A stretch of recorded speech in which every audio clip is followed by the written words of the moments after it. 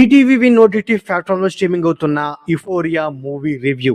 So ఈ మూవీని direct చేసింది గుణశేఖర్ గారు శాకుంతలం లాంటి మూవీస్ కంటే సో ఈ యుఫోరియా లాంటి ఒక మంచి కంటెంట్ ఉన్న మూవీస్ తీస్తే ఎంతో కొంత బెటర్ అని ఫీలింగ్ అయితే నాకైతే కలిగింది. ఎందుకంటే శాకుంతలం మూవీ ఎఫెక్ట్ వల్ల నేనైతే ఈ యుఫోరియా మూవీని థియేటర్లో ఇగ్నోర్ చేశాను.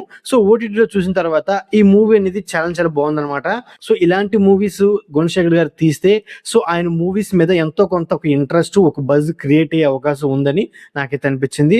ఇక మూవీ గురించి సింపుల్ గా చెప్పవలసి వస్తే మూవీలో మెయిన్ ఏంటంటే సో వీళ్ళు చెప్పాలనుకున్న పాయింట్ అనేది చాలా చాలా బాగుంది.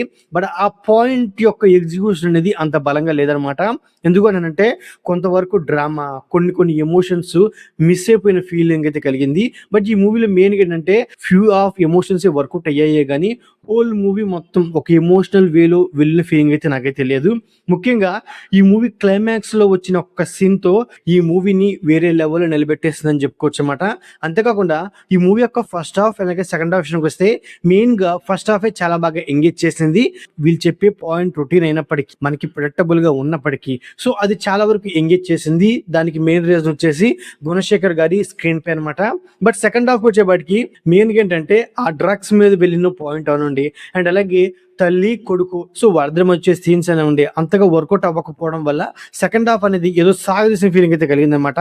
ఇక ఈ మూవీ యొక్క స్టోరీ గురించి సింపుల్ గా చెప్పాల్సి వస్తే ఈ మూవీలో ఇంపార్టెంట్ రోల్ అయిన భూమిక అలియాస్ వింధ్య కోర్టులో తన మీద తానే కేసు వేసుకుని తనకి శిక్ష వేయమని కోర్టుని ఆశ్రయిస్తుందన్నమాట. అసలు వింధ్య తను చేసిన తప్పేంటి, మరి వింధ్యకి కోర్టు ఎలాంటి శిక్ష వేసింది, ఇలాంటి పాయింట్స్ తెలుసుకోవాలి అంటే ఓవరాల్ గా మూవీ చూడాల్సింది అనమాట. ఇక మూవీ గురించి చెప్పుకోవాల్సి వస్తే మెయిన్ పాయింట్ ఏంటంటే సో అంటే ఏంటి, ఫస్ట్ హాఫ్ అనేది ఒక వ్యక్తి ఒక అమ్మాయిని రేప్ చేస్తాడు. సో ఆ పాయింట్ మీద ఫస్ట్ హాఫ్ అనేది వెళ్ళిపోతుంది. వెళ్ళిపోయిన తర్వాత సెకండ్ హాఫ్ వచ్చేపాటికి ఆ రేప్ చేసిన వ్యక్తిని సో అతనిలో ఒక మార్పు తీసుకురావడానికి తన తల్లి తను పడ్డ కష్టం, ఇలాంటి పాయింట్ల మీద సెకండ్ హాఫ్ అయితే ఉంటుంది అనమాట.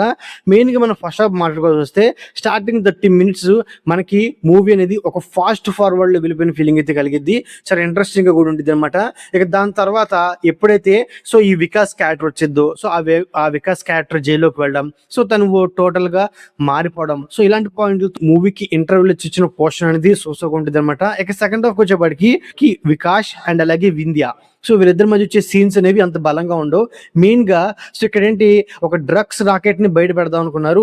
వాళ్ళు గ్యాదర్ చేసిన ఇన్ఫర్మేషన్ బాగున్నప్పటికీ బట్ ఆ డ్రగ్స్ దందా గురించి ఇంకొంచెం డీటెయిల్ గాను, అండ్ అలాగే ఆ డ్రగ్స్ వల్ల యువత ఎంతవరకు పాడైపోతున్నారు, ముఖ్యంగా ఆ డ్రగ్స్ నుంచి బయటపడడానికి వాళ్ళు ఫేస్ చేసే ప్రాబ్లమ్స్ ఏంటి, అండ్ అలాగే ఒక రేప్ చేసిన వ్యక్తులు రేప్ చేసిన తర్వాత సో వాళ్ళు పడే ఇబ్బందులను కూడా ఇంకొంచెం బెటర్ గా చూపించడం బాగుండేది అనమాట.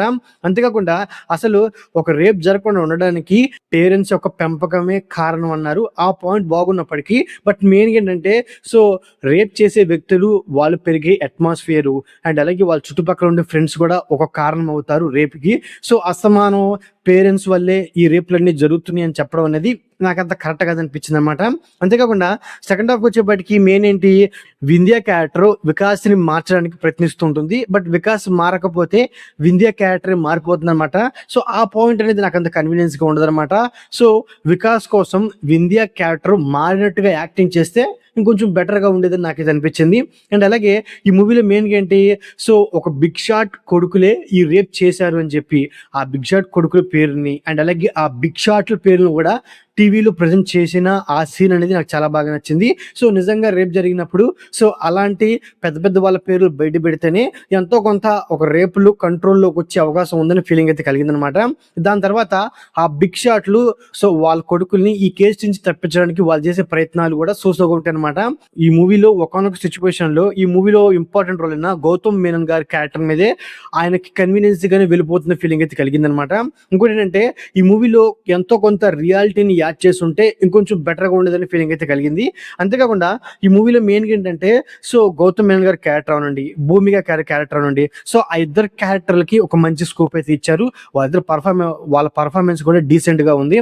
మిగతా క్యారెక్టర్స్ అయినా విఘ్నేష్, సారా అర్జున్ వాళ్ళ పర్ఫార్మెన్స్ కూడా డీసెంట్ గా ఉందని చెప్పుకోవచ్చు అనమాట. బట్ మూవీలో మెయిన్ ఏంటంటే వీళ్ళు తీసుకున్న కాన్సెప్ట్ అనేది ఎంత క్రియేటివిటీ గాను అండ్ అలాగే ఎంత ఇన్ఫర్మేటివ్ గా ఉన్నప్పటికీ బట్ మూవీ యొక్క ఎగ్జిక్యూషన్ అనేది ఒకనొక సిచ్యువేషన్ లో ఒక బోర్ ఫీలింగ్ లా వెళ్ళడం, ఏదో సాగదీసినట్టుగా వెళ్ళడం వల్ల మూవీ అనేది నాకు ఒక యావరేజ్ ఫీలింగ్ అయితే ఇచ్చింది. ఇక ఈ మూవీ యొక్క మ్యూజిక్ విషయానికి వస్తే సాంగ్స్ అనేవి నాకు సోగా ఉన్నాయి, బట్ బ్యాక్గ్రౌండ్ స్కోర్ అనేది చాలా బాగా హెల్ప్ అయింది. ఇక cinematography and like production values ఈ మూవీకి బిగ్గెస్ట్ పాజిటివ్స్ అని చెప్పుకోవచ్చు అనమాట. సో ఓవరాల్ గా ఇదండి యుఫోరియా మూవీ రివ్యూ. నా రివ్యూ నచ్చినట్లయితే వీడియోకి ఒక చిన్న లైక్, అలాగే మన ఛానల్ని సబ్స్క్రైబ్ చేసుకోండి. Okay, thank you all.